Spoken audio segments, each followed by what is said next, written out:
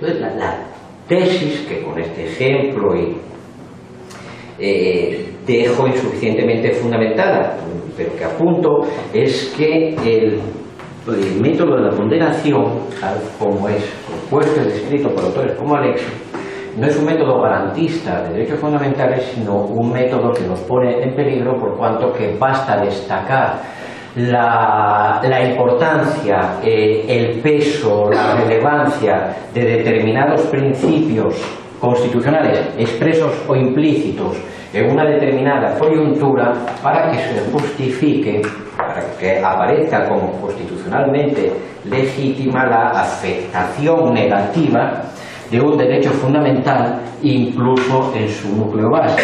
Siempre uso en este punto un ejemplo que siempre se me critica, porque se va al ejemplo demagógico. Bueno, pero díganme, aparte de que es demagógico, que yo no sé que soy un demagogo, dígame si el ejemplo funciona o no. Prohibición de tortura, no, ningún problema interpretativo. Estamos hablando de aplicar lo que nadie discutiría que es tortura. ¿La Constitución prohíbe la tortura? Sí. ¿La Constitución, por tanto, valora también el derecho a no ser torturado? Sí. Si lo queremos ver en términos de derechos, sí, sin duda ninguna.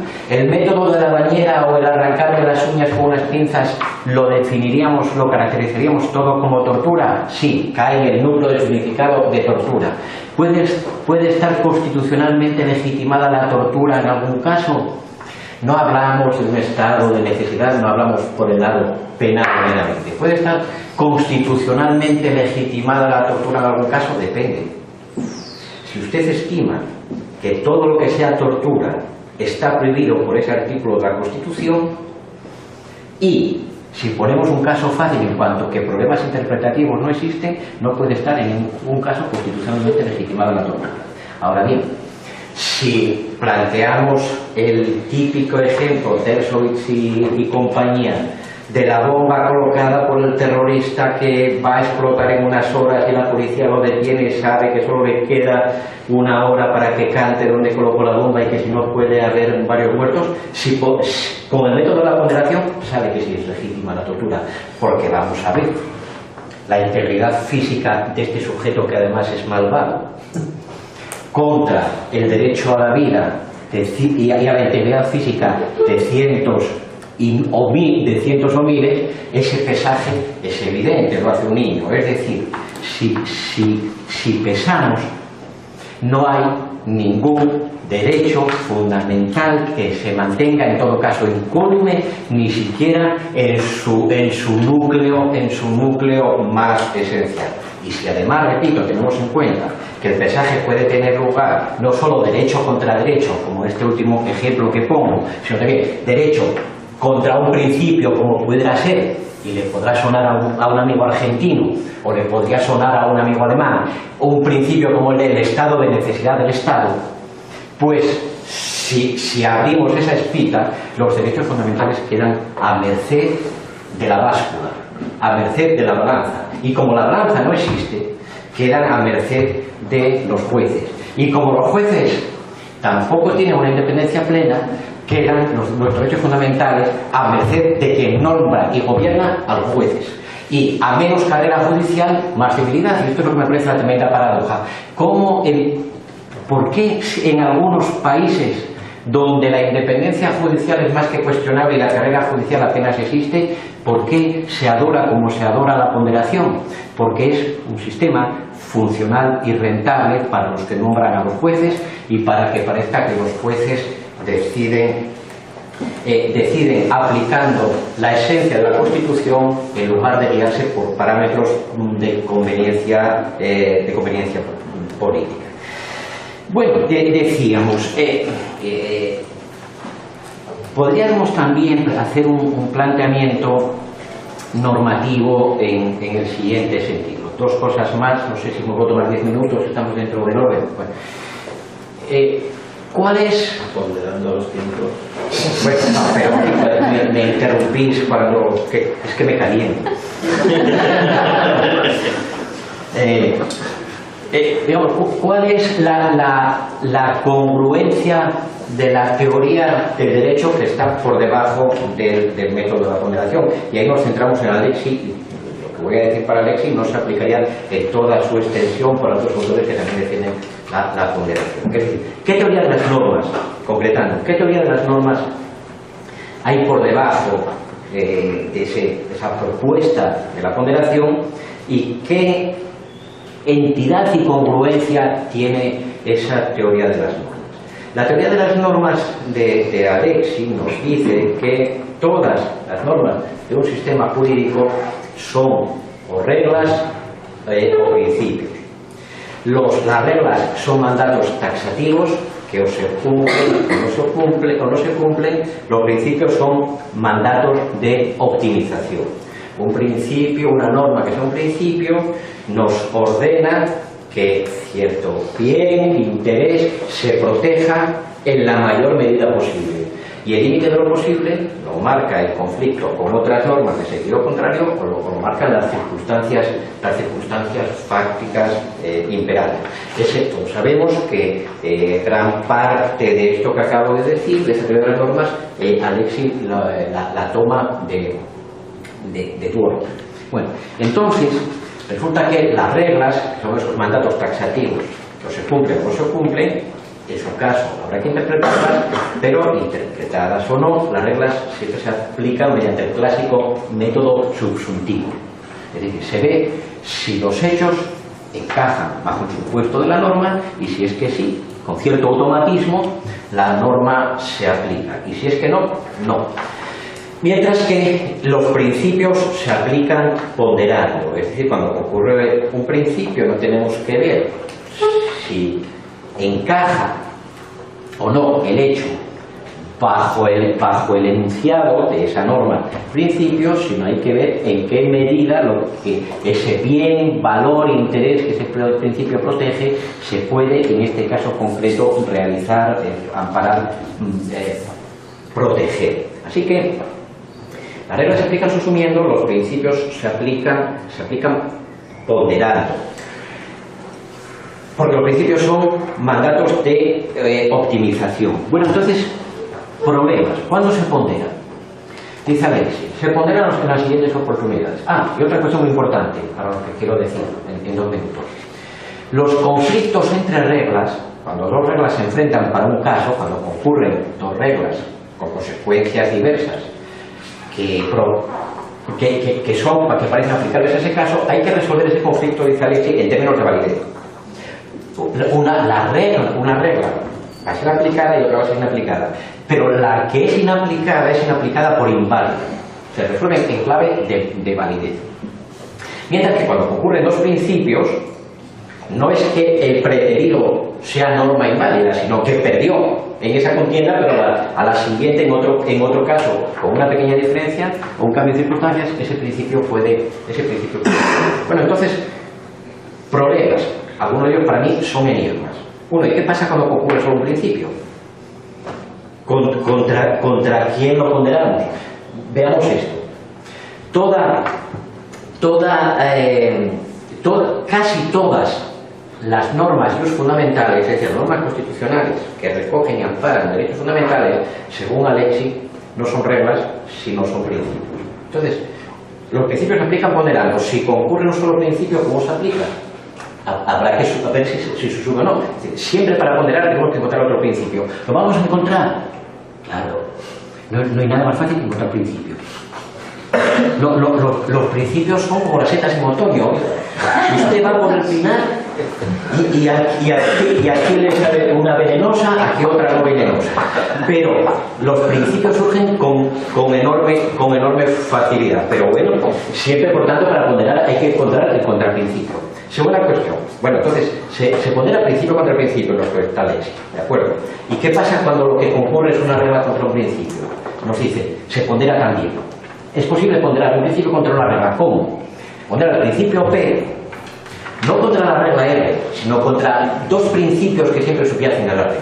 Uno genérico, que es el principio de deferencia con el legislador legítimo, porque si es una norma legal, pongamos, bueno, que está hecha por el legislador legítimo y alguna prioridad habrá que darle. Y 2, el principio específico subyacente a esa regla, porque toda regla es plasmación, concreción o realización de un principio más general. Entonces se pondera P contra P1 y P2 en el otro lado, subyacentes a las reglas.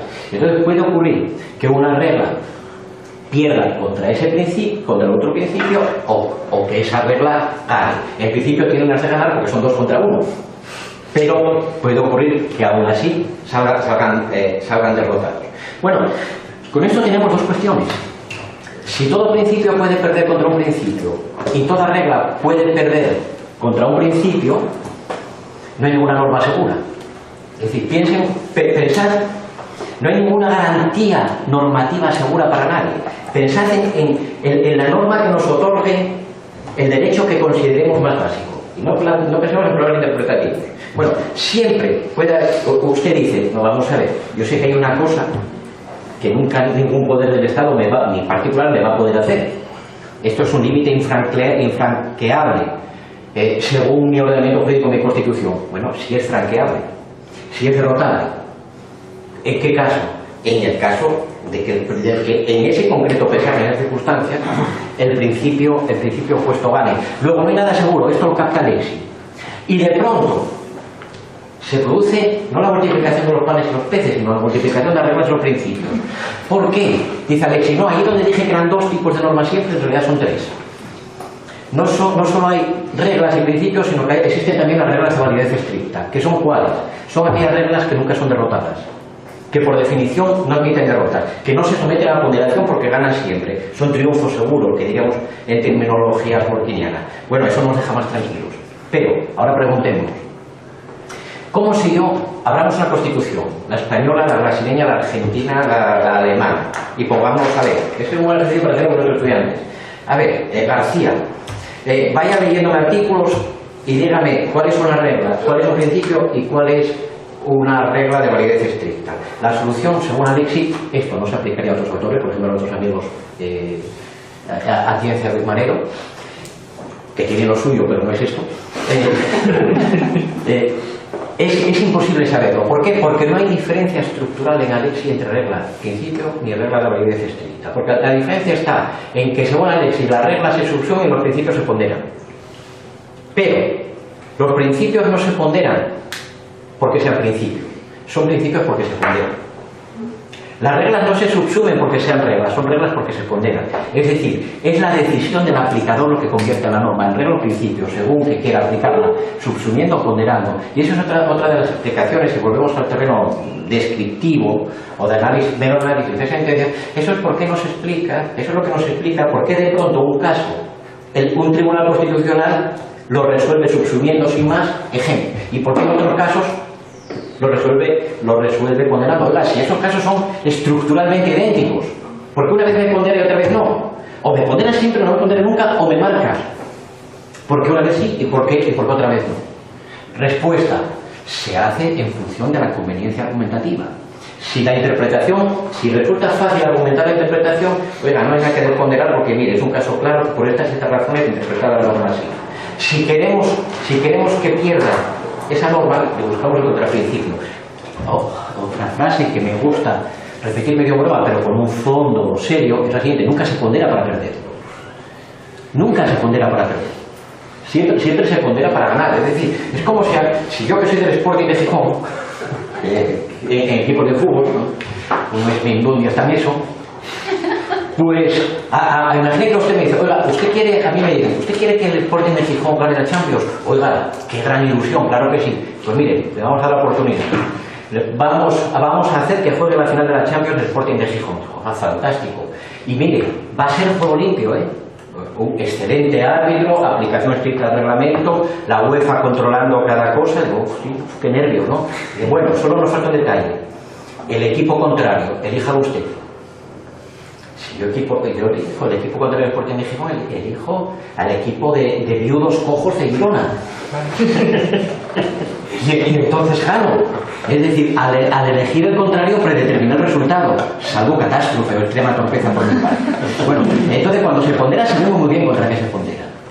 Siempre se busca el enemigo fuerte cuando es para el principio fuerte cuando es para ganar, retóricamente fuerte, o el principio débil cuando se trata de que pierda. Nunca se pondera para perder. Dicho de otra manera, yo nunca he conocido a nadie entre los neoconstitucionalistas al que le haya visto hacer el siguiente razonamiento. Mira, hasta que ponderé, estoy convencido de que la solución correcta era A. Y después, aplicado el método, en sus pasos, qué sorpresa, yo estaba equivocado. Nunca. Siempre resulta de la ponderación ganadora la norma previamente preferida, con lo cual la ponderación legitima esa preferencia revistiéndola de una apariencia de racionalidad. Bueno, pero, siguiente cuestión. Entonces, no hay diferencia estructural, entonces. ¿Cómo sé yo cuando estoy ante una regla, un principio o una regla de validez estricta que es la vencedora? En todo caso, nunca soy yo el que decide cuál es cada cosa. Mi derecho a no ser torturado se contiene en una norma que es que una regla, un principio, si yo digo en ningún caso puede ser constitucionalmente legítima la tortura, digo no, que espere, es regla de validez estricta. Si yo admito que en algún caso pueda estar constitucionalmente justificada la tortura, digo, oiga, es un principio.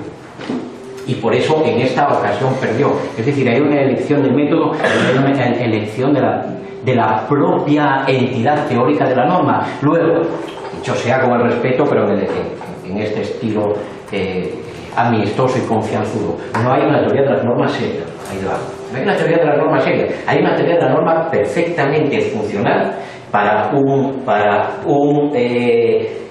una propuesta de esquema de decisión judicial abiertamente judicialista y tendente a alterar el sistema constitucional de poderes. Pero miren este otro enigma. Vamos a ver. ¿Por qué nos dice Alexis que el conflicto de regla contra regla se resuelve excluyendo una de las reglas por inválida? Si el conflicto de regla contra principio se puede arreglar ponderando el principio contra el principio subyacente a la regla, ¿por qué el conflicto entre reglas no se resuelve ponderando el principio subyacente a R1 contra el principio subyacente a R2? Donde además, con lo cual además nos evitaríamos el problema de decir algo que sabemos que no es cierto, que es que los conflictos entre reglas se resuelvan excluyendo la validez de una de ellas, porque cuando se aplica el clásico principio llamado lex specialis, no se excluye una regla por inválida, se excluye una regla por inaplicable